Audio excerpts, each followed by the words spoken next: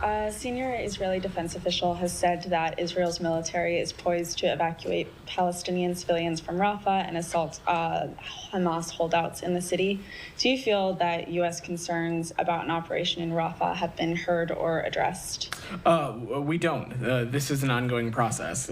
We continue to be very clear, and Ambassador Satterfield reiterated some of this yesterday, that when it comes to an military operation in Rafah, there needs to be a serious, credible plan when it comes to how to deal with some of the very pressing humanitarian challenges.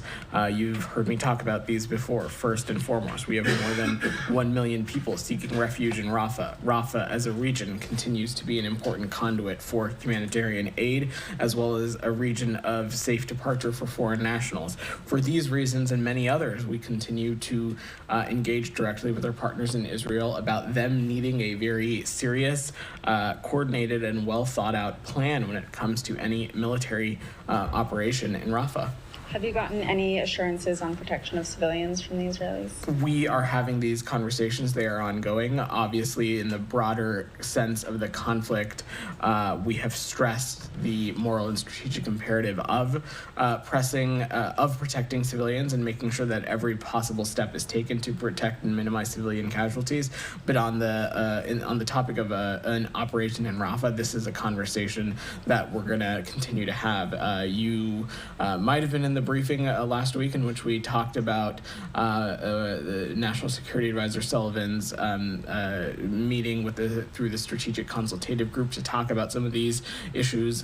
These conversations will continue to be ongoing, and we'll continue to engage with our Israeli partners on this. Will the U.S. take any action if they go ahead with an operation? I'm just not going to get ahead of hypotheticals here. Okay, and if I could just ask, Palestinian authorities reported finding hundreds of bodies in mass graves at a hospital in Khan Younis this week after it was abandoned by Israeli troops. I know you said earlier this week that the reports are troubling, but will the U.S. call for an independent inquiry? So first, let me just say the allegations are troubling. They're disturbing. We take them very seriously, and we're continuing to press the government of Israel for more information.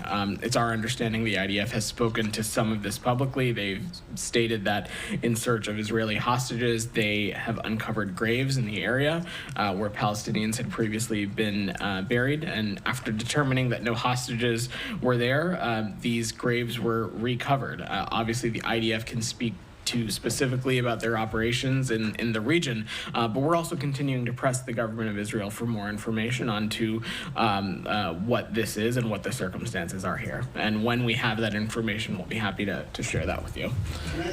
Sure. This point, Ellen and my colleague, at that event, actually, where they released something called the Independent Task Force on the Application of National Security Memorandum 20, I'm sure you are aware of.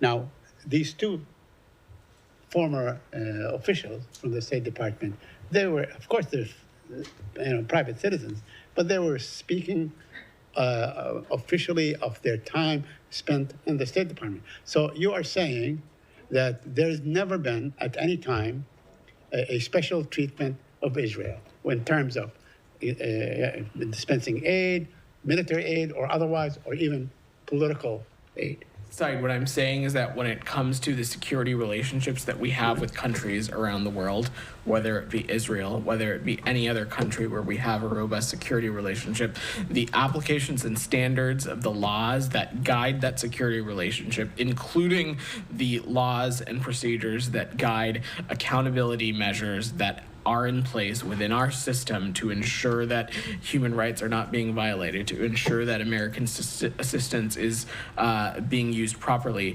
The laws and guidelines and standards of those are applied consistently across the board. There is no double standards and there is no special treatment, regardless of country.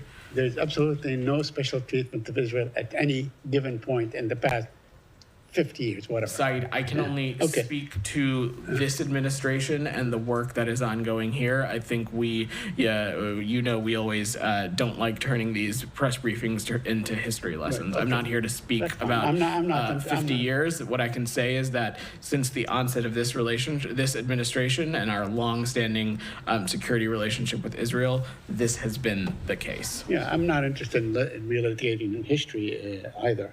I just wanted to ask you, now, the report they're talking about, or the memo they're talking about, was issued back on February 8th. I believe there's another one coming up soon in May. Can you tell us what it will do and will not do?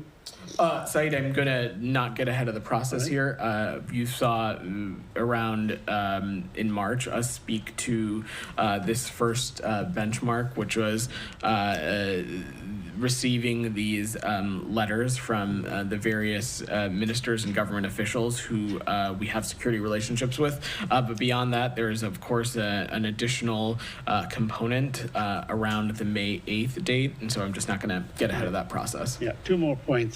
On the Patrick Leahy law, now we understand that it is obligatory, right? It is obligatory that whatever arms sent to any one of your security partners and so on would abide by what is stated, what is dictated by the Leahy law. It is a law.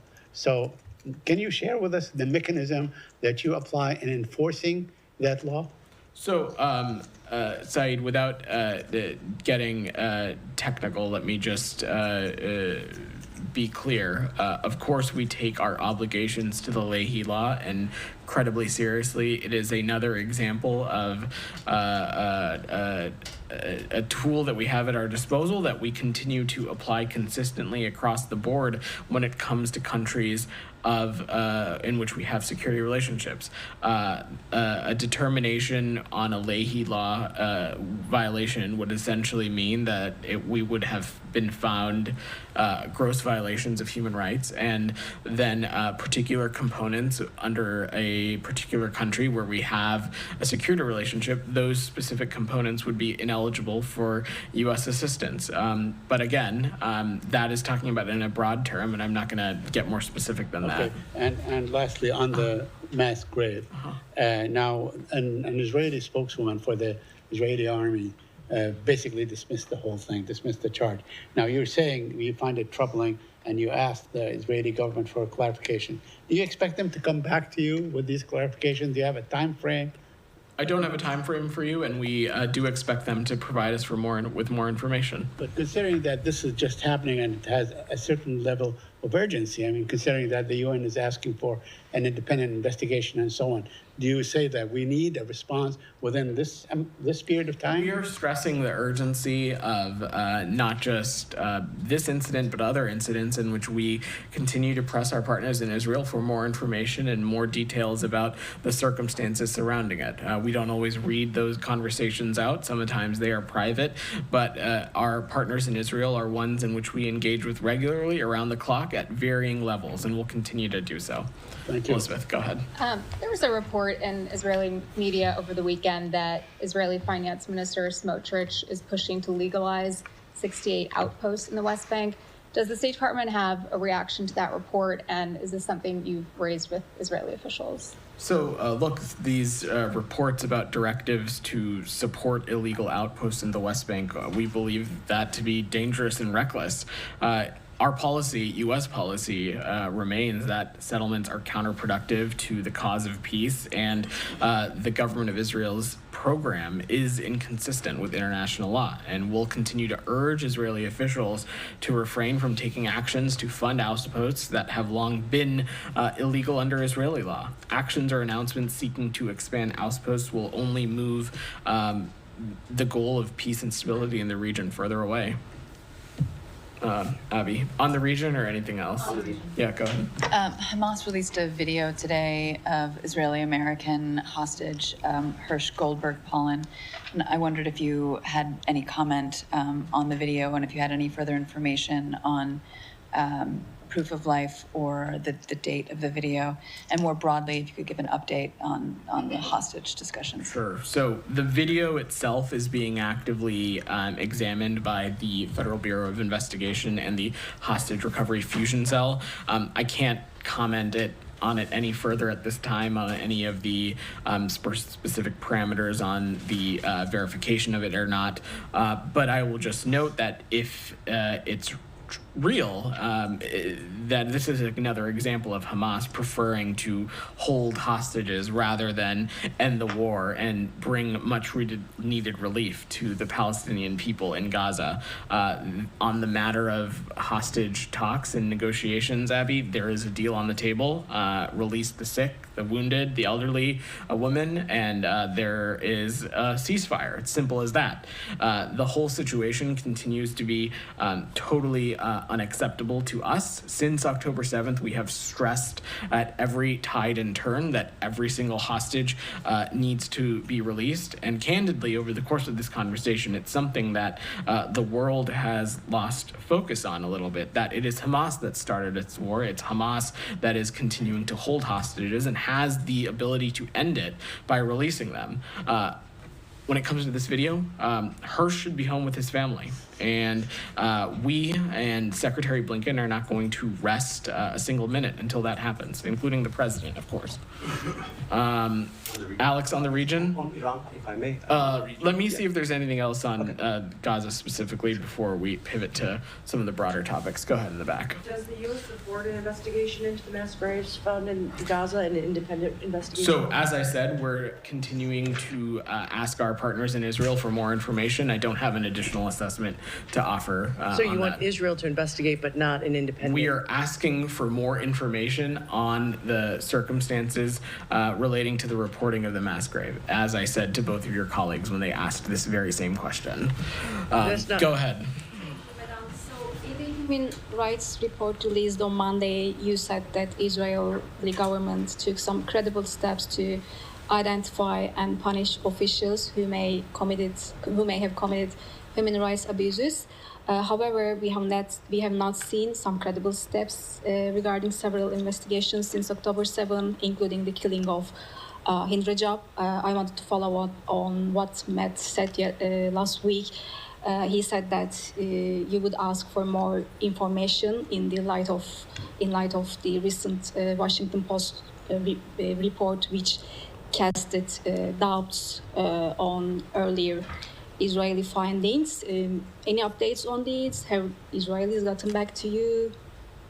So specifically as to what mechanisms might be in place within the Israeli system, I will let our partners in Israel speak to that, about any efforts that they are undertaking.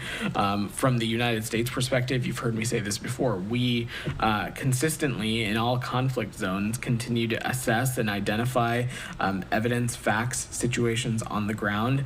Those are analyzed, those are looked through the various inputs and systems that we have to assess violations of possible human rights, and we take the process from there, and we'll make additional assessments as we need, but these are deliberative processes that are rigorous, that are detail-oriented, that are rooted in the law and rooted in facts, and they take time. I don't have anything additional to offer. Specifically, I'm asking about the killing of Hind Rajab. Have you asked them for more information, and have they gotten back?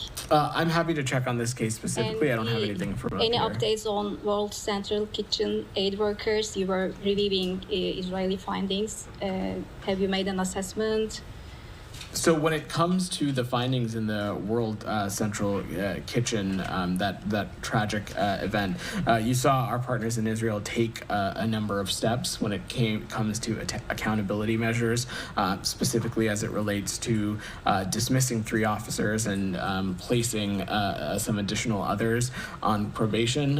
In light of that, we've also continued to see some steps in the right direction when it comes to humanitarian assistance, but we We also continue to stress the importance, and we need to see additional steps being taken when it comes to deconfliction mechanisms and steps that they can take to protect humanitarian workers. Ambassador Satterfield spoke a great deal about that yesterday, about things like comms equipment and other ways in which steps can be taken to ensure that humanitarian workers are kept safe. And we're going to continue to press our partners in Israel for those kinds of things. I'll go back to you, Ellen. Go ahead. Can I ask about the work being done for the findings that will be finished on May 8th? Are there any additional new investigations or inquiries being done as part of that examination of Israel's? So the National Security Memorandum is not a new process or a new policy process in which there are new standards or some sort of new thing that is applied to the countries that we have a relationship on. It is an assessment of whether we find a particular country who we have a security relationship with, whether we find their assurances to use U.S. security assistance properly, whether we find those assurances credible and viable, and that work is ongoing. When it comes to ensuring that there are not violations of human rights and that U.S. assistance is being used appropriately, there are a number of processes in place that already exist within the federal government. We've talked a lot about them here. I understand it's the same processes and standards as before. My question is, are there any additional investigations, reviews, interviews being done? Ellen. It's not an investigation. It is an assessment. I don't fully understand what you are asking. I mean, are you looking at, is there a deeper look being taken into specific instances in Gaza? This is work that is already ongoing and totally separate from the National Security Memorandum. You are conflating these two very separate things. No, I'm talking about the National Security. I understand. And what I'm stressing to you is what we have said from the onset since the National Security Memorandum was signed. It is not a new investigation or a new process. When it comes to ensuring the appropriate use of American security assistance and ensuring that human rights violations are not taking place, there are a number of steps that already exist within the U.S. government that are being inputted into, that are being assessed. We are looking at the facts on the ground as we would in any conflict zone. But I'm not going to speak to these ongoing deliberative processes. We're not gathering new facts. This gathering of facts has been ongoing since the onset of October 7th, as it would in any conflict zone. The National Security Memorandum process is a totally separate thing. It is not an outlining any new process or any new investigation. It is an assessment of assurances offered by host governments when it comes to the assurances that they provide on the use of U.S. assistance. We've been pretty clear about this, dating back to a number of press briefings. Right. I guess I'm saying, are you doing any additional?